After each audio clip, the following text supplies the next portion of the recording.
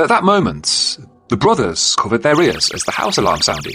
Michael ran to the control panel and disabled the alarm within just a few seconds, and that's when he noticed a trail of blood in the hallway.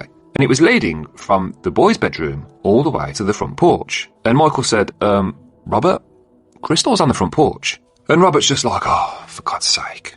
As if his sister still being alive was some kind of huge inconvenience.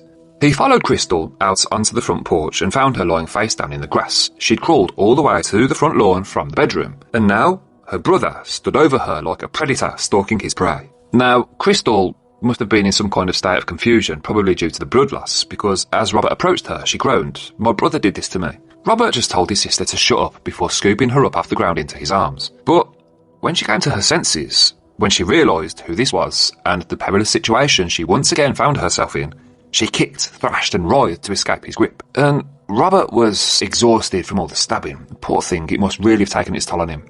And Crystal managed to wriggle free of his grip, tumbling back down to the grass. Robert knelt down beside his sister, clasped his hands around her neck as tightly as he possibly could, and he squeezed and squeezed for what felt like forever. They were both absolutely soaked in blood. The grass all around them had gone from green to crimson red. He was looking straight into her eyes as she made this gurgling sound, and then he could see her life fading away. But do you know what Robert was most concerned about? Not that he'd stabbed his sister multiple times and she was gushing and gargling on her own blood. Not that he was strangling her and choking her to try to finish her off while she was looking into his eyes, wondering what the hell she'd done to deserve this. Not that most of his family were lying dead inside the house. No. Robert's biggest concern was that his neighbours could see what was happening, and Robert just hated doing this in front of his neighbours.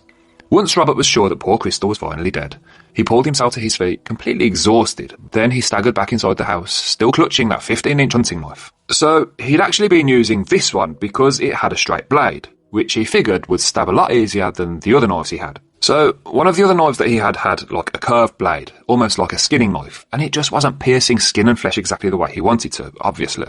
See, there's method in the madness. But as he was standing there with the huge blade in his hand, Michael rushed over with some bad news. The boys now found themselves in a little bit of a pickle. Michael told Robert that one of their family members had managed to call the police and that help was already on the way. Remember, little Daniel was already on the phone to 911 when Michael got in the room. Well, with that call, Daniel had saved so many lives, and I'll explain why later. But Daniel was an absolute hero. Michael told Robert, "We need to forget the ammo, forget the guns, and just get the hell out of here right now." But right as they were panicking to leave, Robert heard a voice. It was his dad coming down the stairs.